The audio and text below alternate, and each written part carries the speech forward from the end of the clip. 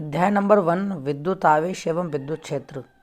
इस चैप्टर में से बोर्ड परीक्षा में किस तरीके के क्वेश्चन आएंगे, कितने कितने नंबर के आएंगे और उनका पैटर्न कैसा होने वाला है, कैसे क्वेश्चनों की तैयारी हमें करनी चाहिए जिससे हमारे चैप्टर नंबर 1 में अच्छे नंबर आ सकें, पूरे में से पूरे नंबर आ सकें। तो इस वीडियो में आप लोगों को चैप्टर नंबर 1 में किस तरीके के क्वेश्चन आने वाले हैं, उनका क्या पैटर्न है, वो सब कुछ बताया गया है और उनसे रिलेटेड मोस्ट इम्पॉर्टेंट क्वेश्चन बताए गए हैं जिनके 99% चांसेस हो सकते हैं कि वो एग्ज़ाम में आपको मिल जाए हूबहू ऐसे कैसे ही। तो आप इस वीडियो को पूरा देखना। और ये ऐसा कैसा फिजिक्स का टेस्ट पेपर लिया हुआ है जो बोर्ड पेपर पैटर्न के अकॉर्डिंग है, तो आप इस वीडियो को पूरा देखें और अगर आपको अच्छा लगे तो आप अपने दोस्तों के साथ भी शेयर करना। और आपको अगर कोई समस्या हो, कोई प्रॉब्लम हो तो आप इस नंबर पे हमें कांटेक्ट कर सकते हैं। ये हमारे नंबर है 7014580959।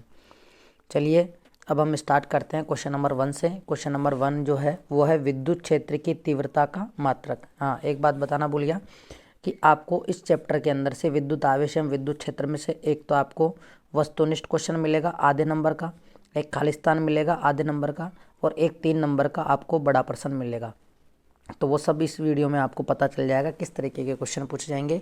तो मैं आपको सबसे पहले ऑब्जेक्टिव टाइप के क्वेश्चंस करवा रहा हूँ। पहला है विद्युत क्षेत्र की तीव्रता का मात्रक क्या है। आपको मात्रक पूछा है विद्युत क्षेत्र की तीव्रता का, तो पहला ऑप्शन न्यूटन बटा कूलाम है, दूसरा ऑप्शन जूल बटा कूलाम है और तीसरा ऑप्शन वोल्ट गुणा मीटर है और चौथा ऑप्शन न्यूटन बटा मीटर है।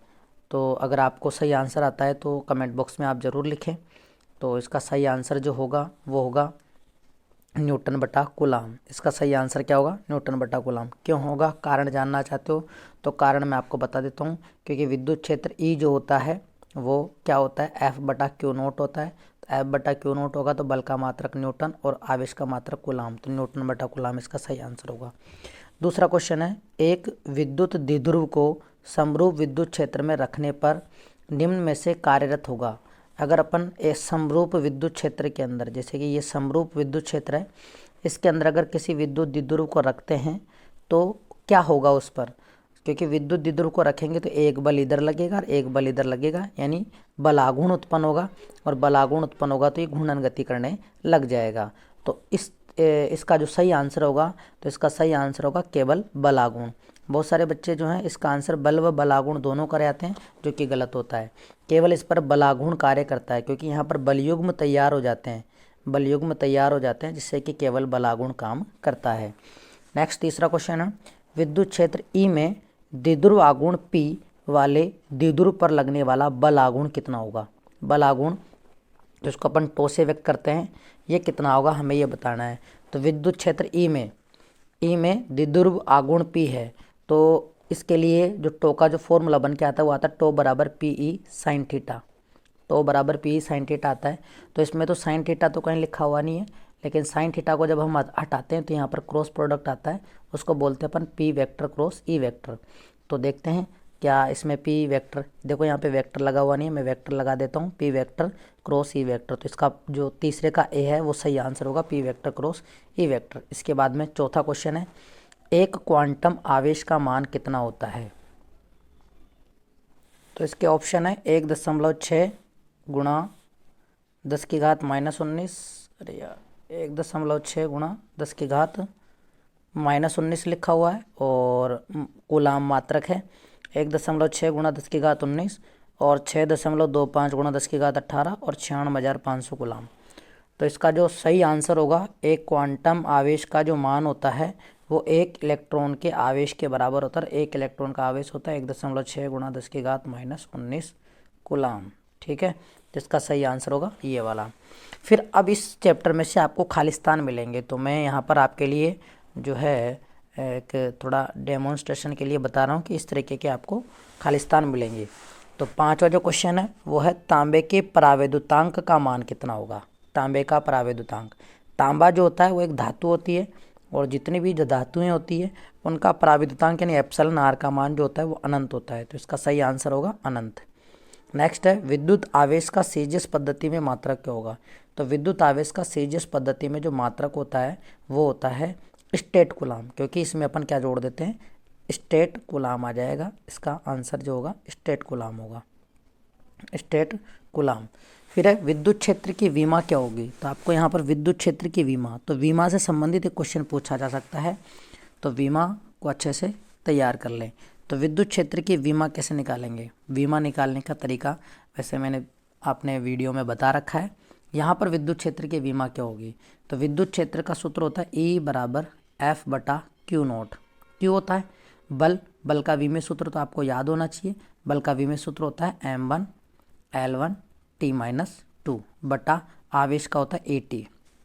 आवेश का AT, तो T को ऊपर लेके जाओगे तो T की पावर -1 हो जाएगा, और A को ऊपर लेके जाओगे तो A की पावर -1 हो जाएगा।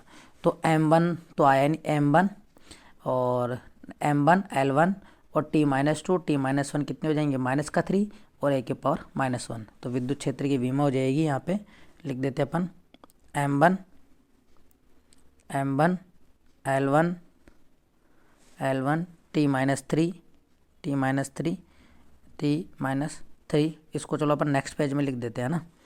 विद्युत क्षेत्र की विमा हो जाएगी M1 L1 T-3 और A-1, ये विद्युत क्षेत्र की विमा हो जाएगी, याद कर लेना इसे, ठीक है। वापस चलते हैं अपन, और फिर पूछा है 8वां क्वेश्चन में किसी विद्युत द्विध्रुव का नेट आवेश कितना होगा। तो देखो इसको समझना, नेक्स्ट पेज में समझ लो।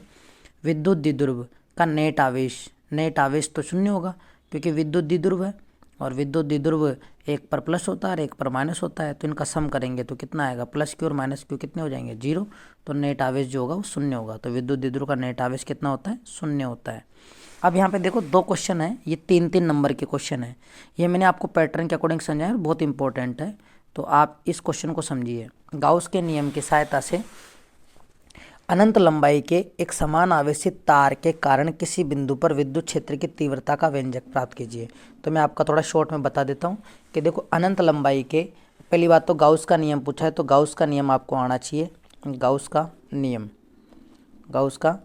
तो गाउस का नियम जो है विद्युत फ्लक्स के बारे में बताता है कि जो निर्गत विद्युत फ्लक्स होता है वो σQ/ε0 के बराबर होता है। इसके अलावा विद्युत फ्लक्स की परिभाषा से जो निर्गत फ्लक्स होता है वो क्लोज इंटीग्रल E⃗.ds वेक्टर होता है। जब आप इन दोनों को मिला लेते हो तो ये गाउस का व्यापक नियम बन जाता है, जिसका उपयोग अपन सभी अनुप्रयोगों में करते हैं। σQ/ε0, ये हो गया σQ/ε0। तो इसका उपयोग करते हुए हम पूरे गाउस के अनुप्रयोगों को सिद्ध करते हैं। तो यहाँ पर हमें क्वेश्चन में कहा है कि गाउस के नियम की सहायता से हमें अनंत लंबाई के समान आवेशित तार लेना है। तो समान आवेशित तार का मतलब हो गया ये तार है अनंत लंबाई का, और इस तार के कारण हमें विद्युत क्षेत्र की तीव्रता बतानी है। तो इसके ऊपर समान आवेश फैला हुआ है, तो हम इससे r दूरी पर एक बिंदु P ले लेंगे जहाँ विद्युत क्षेत्र की तीव्रता ज्ञात करनी है। तो ये चित्र बनाएंगे और पहले हम विद्युत क्षेत्र की दिशा निकालेंगे। यहाँ पर एक अल्पांश ले लेंगे समान दूरी पर, यहाँ पर अल्पांश ले लेंगे। विद्युत क्षेत्र की दिशा, इनको घटकों में वियोजित करेंगे तो ये वाले घटक तो निरस्त हो जाएंगे और ये जुड़ जाए, ये इसके कारण कुल विद्युत क्षेत्र की तीव्रता होगी। कुल विद्युत क्षेत्र की तीव्रता इसी के कारण होगी, तो हम इसी के मान को निकालें, यानी हम दिशा बता सकते हैं कि विद्युत क्षेत्र की जो दिशा होगी वो इसके तल के लंबवत होगी। और फिर इस एक बेलनाकार गाउसियन पृष्ठ की कल्पना करेंगे इसके अंदर, और इसके लिए निर्गत फ्लक्स निकालेंगे। और σQ जो होगा इसमें, क्योंकि अनंत रेखीय आवेशित तार है तो λQ होगा, लैम्बडा और Q, लैम्बडा क्या हो जाएगा Q। तो ये यूज़ करते हुए यहाँ पर विद्युत क्षेत्र की तीव्रता का जो सूत्र आएगा वो आएगा 2K∞R आएगा, 2K∞R। तो इसका प्रूफ जो है आप पूरे अच्छे तरीके से कंप्लीट कर लेना।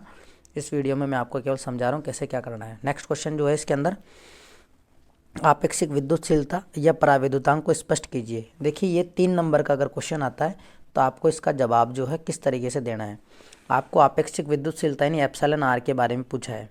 तो एप्सिलॉन r जो होता है वो FO/FM होता है। मैं शॉर्ट में समझा रहा हूँ, लिखना है आपको कि FO क्या होता है, पहले FO का फॉर्मूला लिखेंगे। तो एप्सिलॉन r FO जो होता है वो निर्वात में बल होता है, और FM जो होता है वो माध्यम में बल होता है, तो निर्वात में जो बल होता है वो होता है 1/, इसको मिटाए थे, 1/4πε0 Q1 Q2 बटा r² बटा निर्वात माध्यम में बल होता है 1/4πε Q1 Q2 बटा r²। देखो ये और ये सेम है तो कट जाएंगे, 1/4π सेम है कट जाएंगे, तो एप्सिलॉन आर बराबर बचता है 1/एप्सिलॉन0 अपॉन 1/एप्सिलॉन m। तो एप्सिलॉन m को ऊपर लेके जाएंगे तो एप्सिलॉन आर बराबर हो जाता है एप्सिलॉन m बटा एप्सिलॉन0, एप्सिलॉन m अपॉन एप्सिलॉन0। तो इसे ही अपन बोलते हैं पराविद्युतांक। पराविद्युतांक इसका मान जो होता है वो हमेशा 1 के इक्वल या 1 से ज़्यादा होता है। अगर आपको इसका पूरा डिटेल वीडियो देखना है तो आप चैनल पे जाके देख सकते हैं, इसका पूरा डिटेल वीडियो दिया हुआ है महत्वपूर्ण क्वेश्चनों के अंदर। तो इस तरीके से अपन ने जो है ये चैप्टर अध्याय नंबर 1 जो है विद्युत आवेश एवं क्षेत्र, इसके महत्वपूर्ण क्वेश्चंस जो हैं कर लिए हैं और इसका टेस्ट पेपर बनाया हुआ है। ये 10 नंबर का पेपर था, 10 नंबर का पेपर है। तो आपको अनुमान लग गया होगा कि किस तरीके के क्वेश्चन आते हैं, और जिनकी तैयारी अच्छी है वो अपना सेल्फ टेस्ट देके देख सकते हैं कि आपको इनके सही जवाब आते हैं या नहीं आते हैं। इस तरीके से मैं आपके लिए और चैप्टरों के टेस्ट पेपर लेके आऊँगा और उनका हल भी कराऊँगा, और किस तरीके से आपको बोर्ड एग्ज़ाम में लिखना है वो सब कुछ मैं आपको बताने वाला हूँ। तो मिलते हैं नेक्स्ट वीडियो में, तब तक के लिए जय हिंद जय भारत, थैंक यू।